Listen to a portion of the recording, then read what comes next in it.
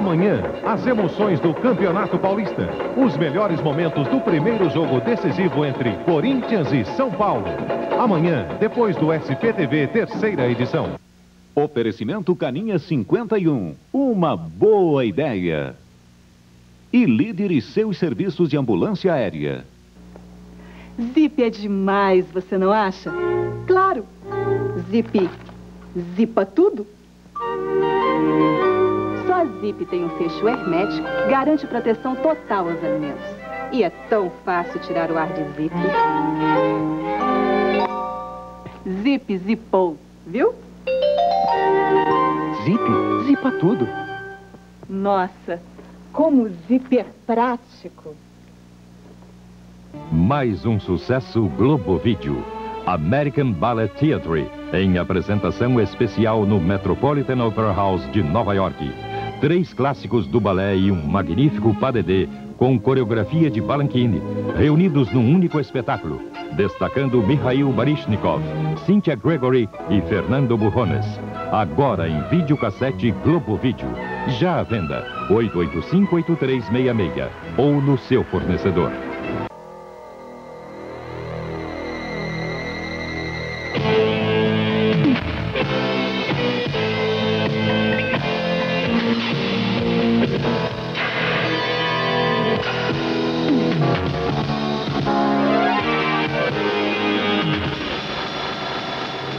Se o mercado é uma guerra, a Gazeta Mercantil é a sua arma. Gazeta Mercantil, você assina e endossa. Garotinho, chegou a hora de suar a camisa. Estão acontecendo os 7º jogos publicitários. Ripa na Solipa e Pimba na Gorduchinha. Anunciantes, fornecedores, veículos e agências disputando 11 modalidades. Muito pique, muita emoção. Vamos lá!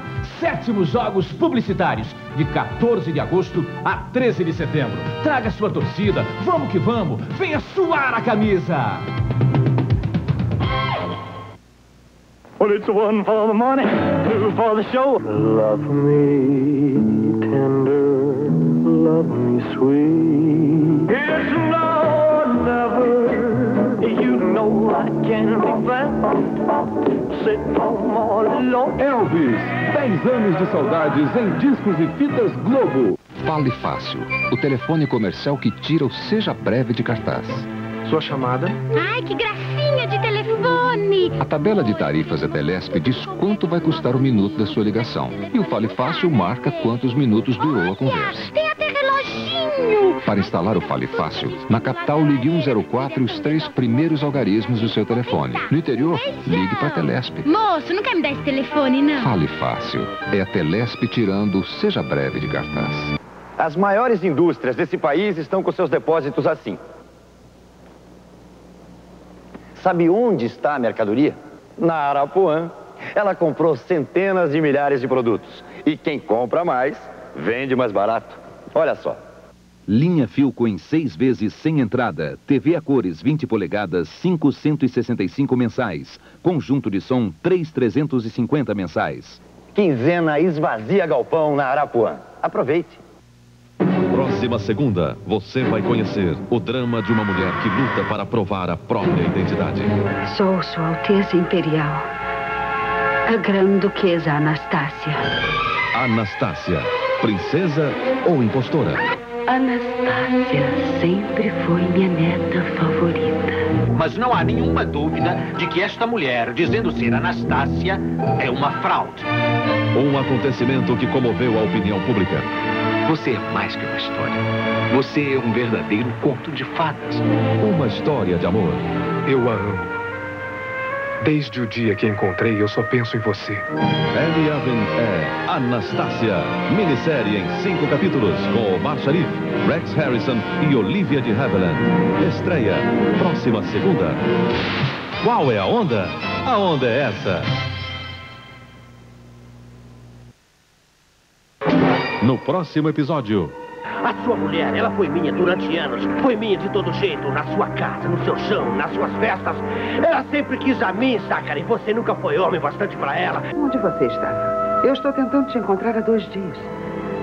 O Zachary, ele estava desaparecido e ele teve um acidente. Operá-lo agora Mexer nele nesse momento seria fatal. Eu estou aqui. Eu te amo. Páginas de ódio. Amanhã, 8º episódio.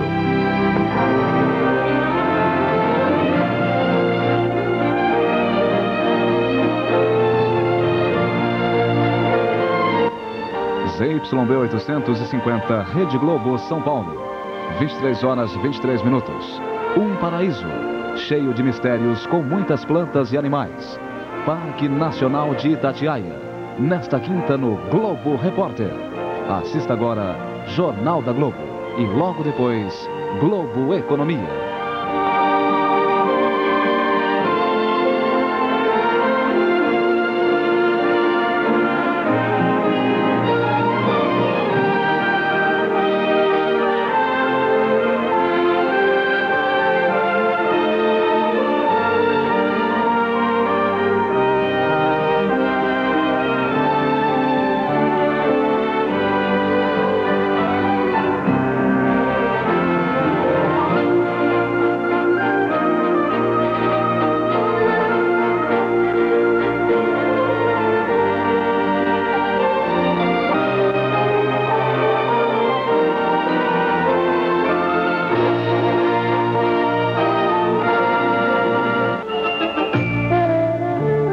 Páginas de ódio.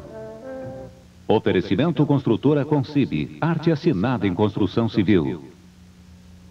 E Mapping, o nosso magazine.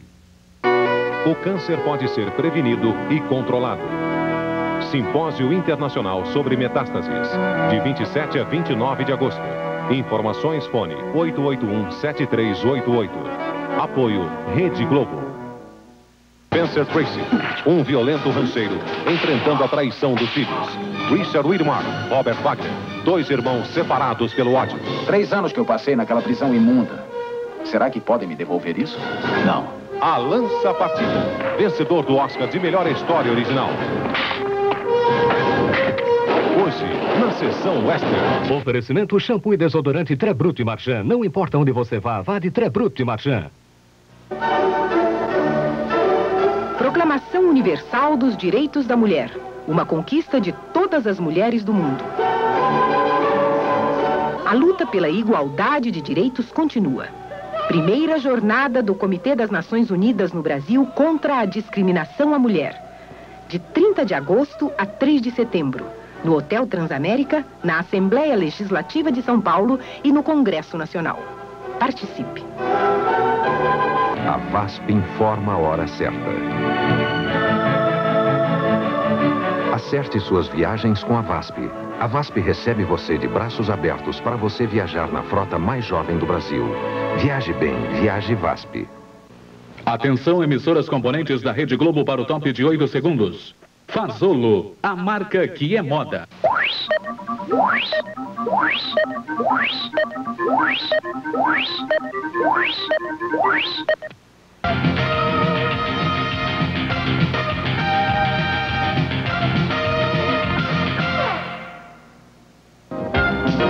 O Jornal da Globo começa agora com os assuntos que foram notícia nesta terça-feira. Morre em São Paulo em tiroteio com a polícia Fernando Ramos da Silva, que fez o papel de Pichote no cinema. Em Belém do Pará, os técnicos tentam recuperar o prédio de apartamentos que ameaça desabar. O presidente da República participa em Brasília das comemorações do Dia do Soldado. O ministro do Planejamento culpa a incompetência dos administradores pelo descontrole das estatais. A chuva forte em 5 países da Europa deixa 9 mortos e milhares de desabrigados. No Rio, a polícia sobe o morro Dona Marta, mas não consegue prender os chefes das quadrilhas que lutam há 6 dias pelo controle da favela. E agora, as notícias da noite. A Constituinte e o sistema de governo. Presidencialismo ou parlamentarismo? Amanhã, o relator da Comissão de Sistematização, deputado Bernardo Cabral, entrega ao presidente da Constituinte, deputado Ulisses Guimarães, o anteprojeto da nova Constituição propondo o parlamentarismo. Mas o governo já definiu a estratégia para que o sistema de governo que será votado no plenário da Constituinte seja mesmo o presidencialismo. O governo não vai pressionar, vai tentar convencer os constituintes. Para o ministro-chefe do Gabinete Civil, Ronaldo Costa Couto, o presidencialismo leva vantagem entre os constituintes. Já o governador do Rio, Moreira Franco, tem uma proposta caso o parlamentarismo seja aprovado no plenário da Constituinte, fazer um plebiscito. Eu acredito que o povo brasileiro já foi uma vez convocado para, em um plebiscito, dizer se era a favor do parlamentarismo ou do presidencialismo e votou majoritariamente a favor do presidencialismo. Se porventura os constituintes, em sua maioria, entenderem que a opção o parlamentarismo, eu acredito que democraticamente se deverá convocar um plebiscito para que o povo mais uma vez decida aí sim se é a favor do presidencialismo ou do parlamentarismo. E o relator da Comissão de Sistematização, deputado Bernardo Cabral, faz agora à noite a redação final do texto do anteprojeto que será entregue amanhã. Álvaro Pereira. O projeto que o relator Bernardo Cabral está fechando agora à noite mantém o sistema parlamentarista de governo e parlamentarismo puro em vez do parlamentarismo misto já aprovado na Comissão de Sistematização. Em princípio, é exatamente o que o governo não queria, parlamentarismo puro para ser implantado já no ano que vem. E por que o governo não quer o parlamentarismo já? Porque o presidente Sarney está convencido e tem dito isso aos políticos amigos dele, que uma mudança tão radical no sistema de governo poderia levar a uma crise política. Isso porque o parlamentarismo exige uma burocracia estável e partidos políticos fortes. Duas condições que não existem hoje no Brasil. O governo, de qualquer forma, não está muito preocupado com este projeto que vai ser apresentado amanhã, porque ele ainda não é definitivo. O projeto considerado definitivo, que vai ser discutido na Comissão de Sistematização, esse só vai ser apresentado pelo relator Bernardo Cabral no dia 7 de setembro, depois de examinadas as emendas da comissão. Aí é que o governo quer saber qual será a proposta do relator Cabral. E se ele insistir na proposta parlamentarista, o governo então vai jogar duro para aprovar o sistema presidencialista já na Comissão de Sistematização. O governo vai recuperar as ferrovias brasileiras. Um contrato para a modernização de 3.000 quilômetros de ferrovias foi assinado hoje entre o governo, a Rede Ferroviária Federal e o BNDES, através da FINAME. As linhas que têm prioridade são as dos principais corredores de exportação e abastecimento. O valor total do projeto em 4 anos é de US$ 1,5 bilhão, mais de 50 bilhões de cruzados. Hoje foram liberados 584 milhões de dólares. O presidente do IBGE, Edson Nunes, confirmou hoje que a inflação de agosto deve ficar em torno de 6%. E a principal causa desse aumento foi a alta dos preços dos alimentos e dos cigarros. O índice do IBGE vai ser divulgado na sexta-feira. O pagamento do resíduo salarial. Em São Paulo, várias empresas estão antecipando o pagamento do resíduo, atendendo ao apelo da Federação do Comércio e da Indústria. Todos concordam que é preciso recuperar, pelo menos em parte, o poder aquisitivo. Os números não são precisos, mas a Federação das Indústrias garante. O resíduo, a parte da inflação que sobrou depois do disparo do último gatilho em maio, já está sendo pago pela maioria das empresas. O que varia é o número de parcelas. Pelo plano Bresser, o resíduo deveria ser pago em 6 vezes depois do congelamento. Mas os trabalhadores estão conseguindo receber essa diferença em até 3 vezes.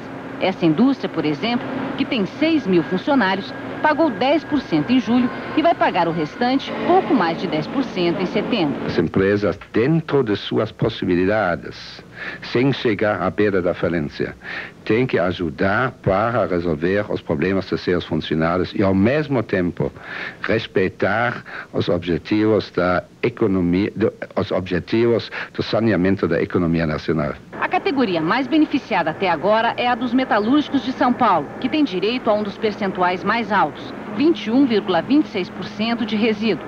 Segundo o sindicato, pelo menos 150 mil trabalhadores já receberam algum tipo de adiantamento. A reivindicação é de que o resíduo seja pago aos 370 mil metalúrgicos até a campanha salarial. Nós temos que ter todo o resíduo pago até o mês de outubro. Nós queremos chegar na nossa campanha salarial, que é em novembro, a partir de 1º de novembro, já com os metalúrgicos todos tendo recebido o resíduo. Isso é questão de honra a nós. Eu acredito que nós entraremos nas negociações coletivas de outubro com o resíduo zerado. Já o comércio, que foi quem lançou a ideia de antecipar o pagamento do resíduo, só agora decidiu pagar o resíduo de 17,40% para os seus empregados. Há um consenso entre os lojistas de que quem puder fará esse pagamento em 2 ou 3 vezes. E a primeira parcela deverá ser paga agora, no mês de setembro.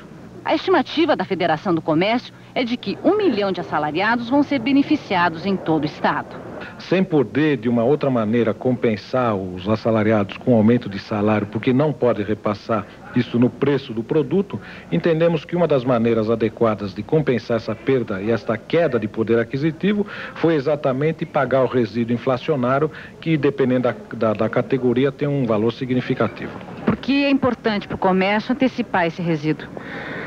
O comércio vive do poder aquisitivo. Se nós não pagarmos o resíduo, nós não incentivaremos o próprio consumo. E realmente esse consumo hoje já está bastante sacrificado. Pois é, a perda do poder aquisitivo está preocupando muito Jô Soares.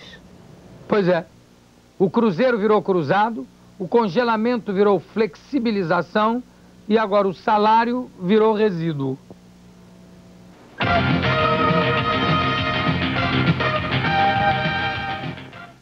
Eu sou ilustre e desconhecido. Eu aplico no fundo ao portador Unibanco. Tenho uma ilustre rentabilidade e ninguém fica sabendo de nada. Nem mesmo o imposto de renda. O fundo ao portador Unibanco é o portador mesmo.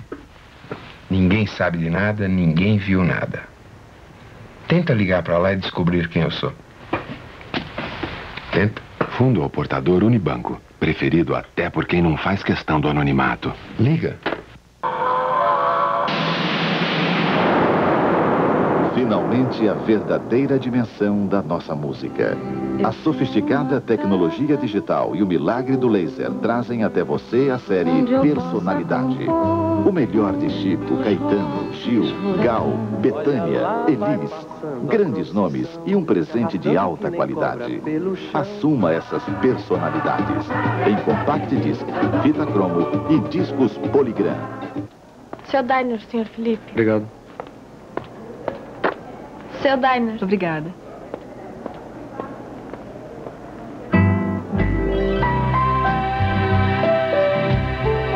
Certas pessoas são reconhecidas pela sua maneira de ser, não pelo cartão de crédito que têm. Não é por acaso que elas têm Diners Club. Diners Club. Viver bem não tem limite.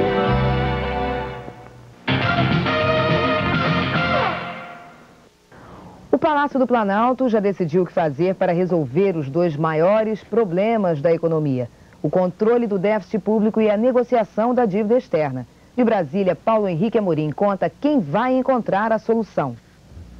O ministro Bresser Pereira recebeu de presente do Palácio do Planalto 2 gigantescas batatas quentes. Uma é cortar o déficit público, a outra é empurrar o FMI pela goela abaixo do PMDB. Mais batata quente do que isso é impossível. O Palácio do Planalto andou inquieto. O ministro da Fazenda podia estar achando que o responsável pela operação de fazer cortes e segurar o déficit era o próprio Planalto. Com a reunião ministerial de quinta-feira, deverá ficar claro para todo mundo que é o Ministério da Fazenda e não o Palácio do Planalto que tem que cortar despesas. E o FMI? O que eu ouvi hoje aqui em Brasília foi que a cada dia que passa se torna mais necessário fazer um acordo com o FMI. E é o centro do governo que está pensando assim. O problema, para variar, é o PMDB.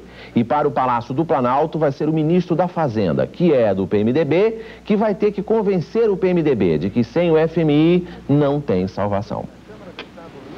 Outra sobre o déficit público. Como se sabe, o Ministério dos Transportes decidiu construir a ferrovia Norte-Sul em 2 pedaços que não se tocam. São 2 trechos. Um trecho sai do Maranhão e vai até Goiás. O outro vai de Brasília até outro ponto de Goiás. Entre os 2 trechos ficará um deserto de 800 quilômetros. Mas isso não é o mais extravagante. É que com esse expediente, as 2 ferrovias ganham imediatamente acesso ao Plano Nacional Ferroviário. Quer dizer, já tem dinheiro para ser construída a ferrovia Norte-Sul ou a ferrovia Quase Norte e Quase Sul. Agora uma notícia de negócios. A agência de publicidade Salles Interamericana anunciou hoje em São Paulo que vai fazer um aumento de capital de 250 milhões de cruzados. Com isso, o grupo holandês Vendex passará a ter 40% do seu capital. A Salles continua majoritária com 60%. Outra coisa, a Salles pretende ser a primeira agência de propaganda do Brasil a abrir o capital em bolsa. O Vendex é o mesmo grupo que está associado na Sears e na cadeia Bob's ao grupo Paulo Malzone. O déficit público está hoje em cerca de 260 bilhões de cruzados. E na reunião de quinta-feira, o presidente Sarney vai dar um recado firme a todos os ministros. A ordem é diminuir o rombo de caixa em pelo menos 200 bilhões de cruzados até dezembro. Vamos conferir essa informação com o Joelmir Betting. Para reduzir o déficit público da União ainda este ano, o governo dispõe de uma dúzia de medidas combinadas na montagem desse pacote orçamentário de quinta-feira. Meia dúzia pelo lado da despesa e meia dúzia pelo lado da receita. Na coluna da despesa, a primeira, corte de gastos gerais de custeio. A segunda, redução ou suspensão de obras e projetos. A terceira, redução ou extinção de incentivos fiscais. A quarta, redução ou suspensão de repasses para as estatais. A quinta, redução ou adiamento de repasses para estados e municípios. E a sexta, redução ou extinção de subsídios. Agora, as 6 medidas na coluna da receita, que é o lado preferido nas decisões sobre déficit público. A primeira, elevação de impostos. A segunda, combate à sonegação fiscal. A terceira, criação e ampliação de compulsórios. A quarta, remarcação das tarifas das estatais. A quinta, emissão de títulos da dívida pública. E a sexta, emissão de moeda primária. Na reunião de quinta-feira, o governo deve preparar essa feijoada aí sem farofa. A farofa seria a 13ª opção para o fechamento do buraco. A poupança externa. Mas essa ração suplementar não está nos planos do governo ainda este ano. Não dá para apostar num acordo com os bancos até outubro.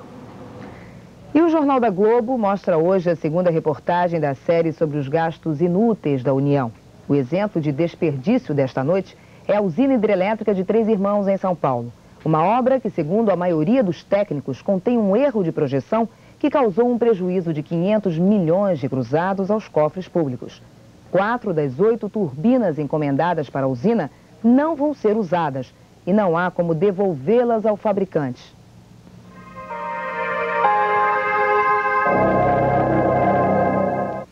A hidrelétrica de Três Irmãos está sendo construída pouco antes da foz do rio Tietê com o rio Paraná.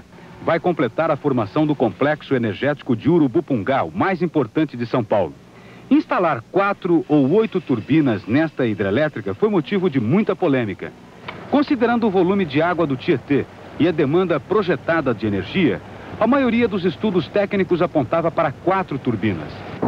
Mas em 82, durante a gestão do governador Paulo Maluf, a CESP, Centrais Energéticas de São Paulo, começou a construção para 8 turbinas.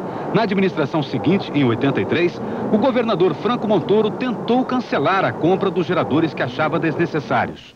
Mas o valor da multa do contrato com os fornecedores franceses não permitia. A obra de engenharia da hidrelétrica de Três Irmãos até agora não sofreu qualquer alteração. Tudo aqui é feito para a usina funcionar com 8 turbinas. No paredão central da barragem estão sendo construídas passagens de água para acionar 8 geradores. 4 a mais do que foi autorizado em 82 pelo DINAI, o órgão do governo federal que controla o setor de energia elétrica. No ano que vem começam a chegar as 8 turbinas. Esta maquete mostra uma em miniatura. Cada turbina custou 31 milhões de dólares. Recentemente, a CESP tomou a decisão definitiva. Só 4 turbinas vão ser aproveitadas.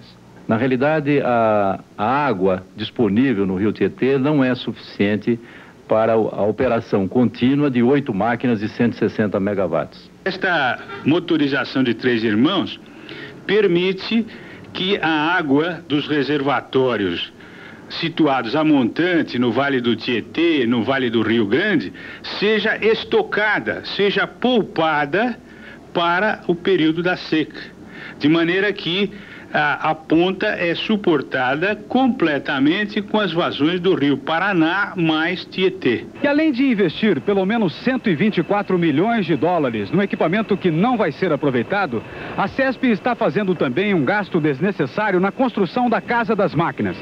4 dessas estruturas, que já receberam milhares e milhares de toneladas de ferro e concreto, não vão ser aproveitadas. Metade do que foi gasto aqui poderia ter sido economizado.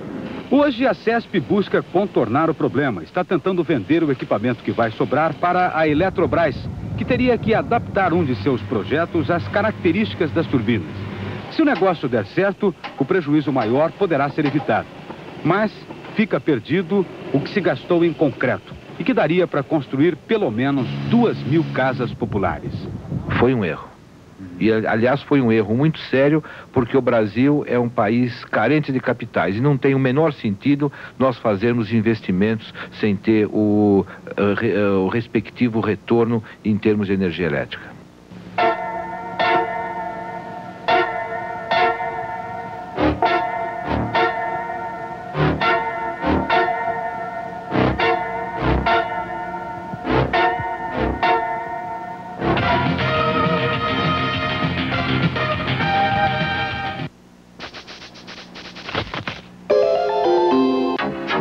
Senhores constituintes, sem alimento, nada existe.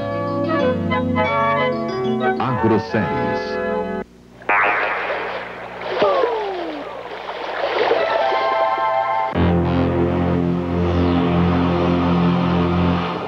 Prepare-se para conhecer uma nova emoção. Train Sound Philips.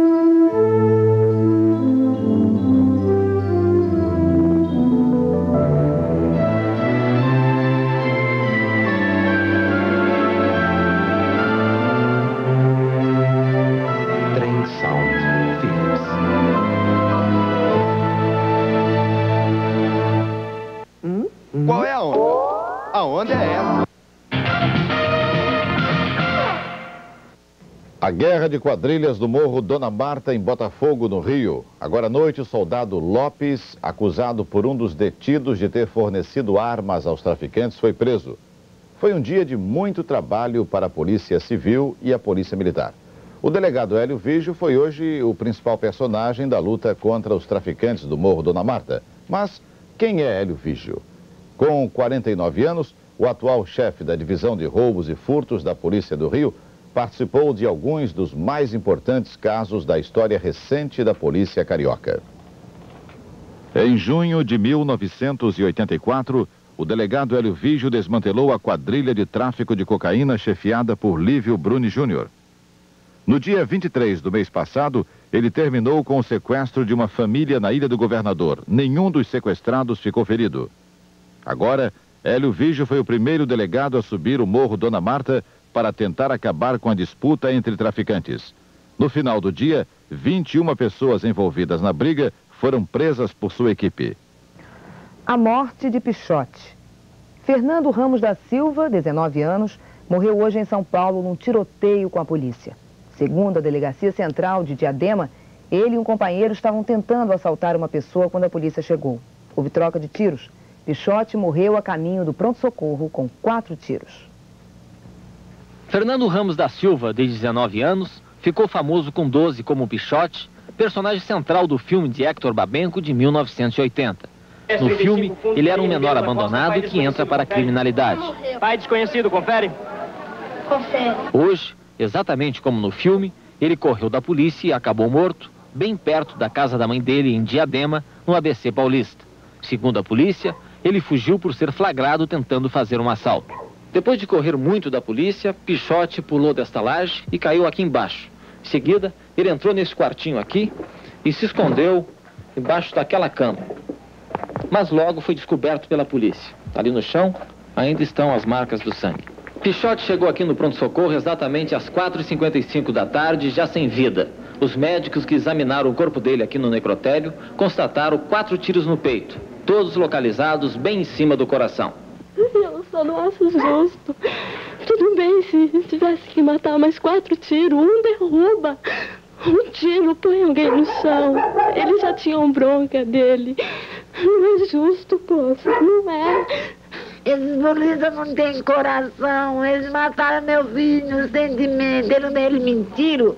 Falaram que o menino estava com um revólver assaltando, e é mentira. Eu tenho 100 testemunhas aqui na vila que ele foi encontrado com a chave da casa e uma correntinha que ele tinha no pulso. Só isso, que ele foi encontrado em um isqueiro.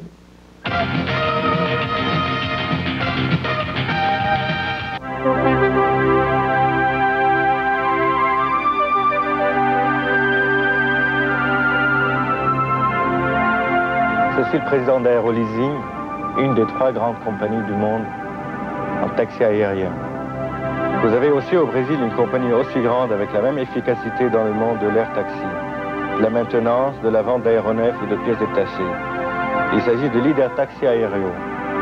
J'ai eu l'occasion d'utiliser leurs services en Amérique latine et je dois les féliciter pour leur professionnalisme.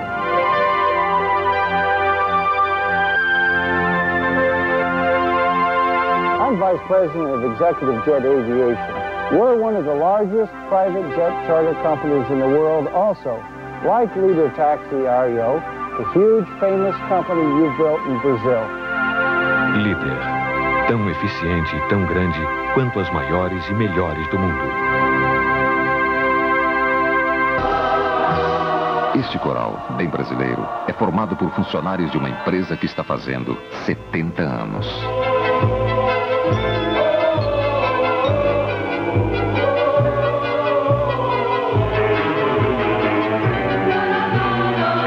IBM Brasil, 70 anos dedicados ao desenvolvimento, à tecnologia e a um maravilhoso espetáculo chamado Gente.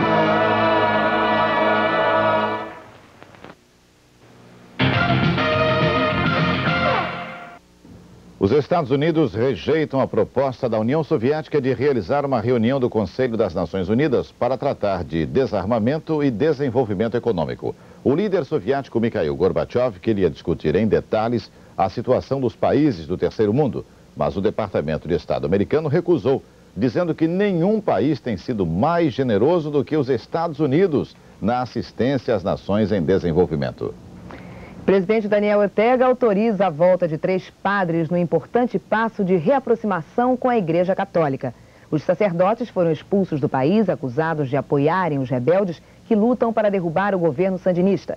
A volta dos 3 foi exigida pela Igreja como condição para participar de uma comissão de pacificação nacional. Essa comissão vai supervisionar o cumprimento do acordo de paz assinado mês passado por 5 presidentes centro-americanos. O esforço dos países americanos para chegar à democracia é o assunto de Paulo Francis. Discretamente, o governo Reagan tem apoiado a democratização das Américas.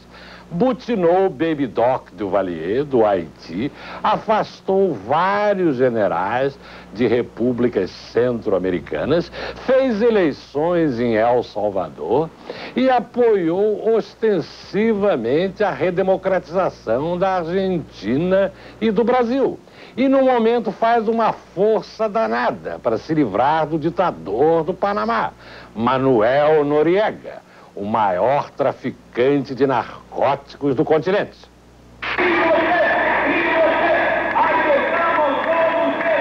Mas resta Augusto Pinochet, do Chile. Governa há 14 anos com as Forças Armadas.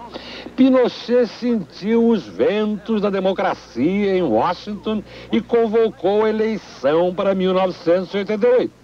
Quer ser candidato único, naturalmente. Está em campanha, sorrindo e cumprimentando os fãs. Continua vendo o mundo em cores preto e branca. Quando eu lhe digo se hace branco, se hace branco. A oposição de esquerda continua sendo perseguida a pau. A oposição respeitável está dividida. E este é o principal problema do Chile. A economia do país vai bem, mas parte do povo vai muito mal. O governo Reagan hesita em impor sanções, porque não dariam certo. Nunca deram, como demonstra o exemplo da África do Sul. Mas Pinochet, ainda que tenha apoio da classe média e da comunidade de negócios, está sobrando. Depende dos chilenos, que eles encontrem uma alternativa ao fero general. Sob o comando do mestre Dorival, os Caymmi estreiam amanhã no Rio um show para ninguém botar defeito. O Jornal da Globo acompanhou os ensaios. Dorival Caymmi não se apresenta no Rio há 3 anos, mas com a força dos filhos, Danilo, Nana e Dori, ele decidiu voltar ao palco e cantar para o público carioca. Esta é a primeira vez que a família Caymmi se apresenta numa temporada. Foi difícil tomar essa decisão, reunir a família? Não. Inclusive aqui há poucos meses, muito poucos meses, eu tive uma proposta para fazer uns 3 ou 4 espetáculos com eles e afinal não aconteceu. Aí foi uma lembrança que veio assim, fazer aqui. Falei com este também falou, depois falamos os dois, depois falou todo mundo e falou a mãe que manda, é a Estela Mares, e aí ficou acertado que nós faríamos um show. Aí começaram a agir, fazer um show aqui. Nana, normalmente vocês costumam se encontrar assim em casa para tocar? Para cantar juntos? Não, quando precisa de dinheiro a gente corre para ele. Para cantar nem sempre, não. Só quando precisa de dinheiro dele, neto com problema, a gente aí vai apurrear na casa dele. Música não, música é muito pouco. A gente viaja muito, né? Os filhos pouco param no Rio, os 3. Dori, vocês não escolheram nenhum diretor especialmente para esse show, mas você está responsável pela parte musical. Fala um pouquinho desse show. Não tem muito o que falar, é a participação de todo mundo mistura muita opinião, cada um dá a sua opinião, a gente faz o trabalho junto. Se bem que eu tenha mais cuidado, porque eu tô com o único instrumento harmônico, né, de nós, que é o violão, os acordes, esse troço todo, mas existe uma... Todo mundo dá opinião, quer dizer, não tem diretor, todo mundo é diretor aqui, é uma beleza. E não sai briga, todo mundo se entende, Nana? Se entende, sim, não sai briga não. Sai briga com o horário, né? E uns gostam de ensaiar mais que os outros. Quem gosta mais? Eu adoro ensaiar. Eu rei do ensaio. Tem muita gente preguiçosa também. Por aqui. Eu, por exemplo. Olha, eu sou preguiçoso. Olhe pra ele. Mas é mesmo. Você tá olhando pra outro frente. Eu olho pra ele e falo aqui assim, ó. Dori, a câmera. Dori, vocês estão sempre assim de bom humor quando estão reunidos? Não, só quando estamos dando entrevista.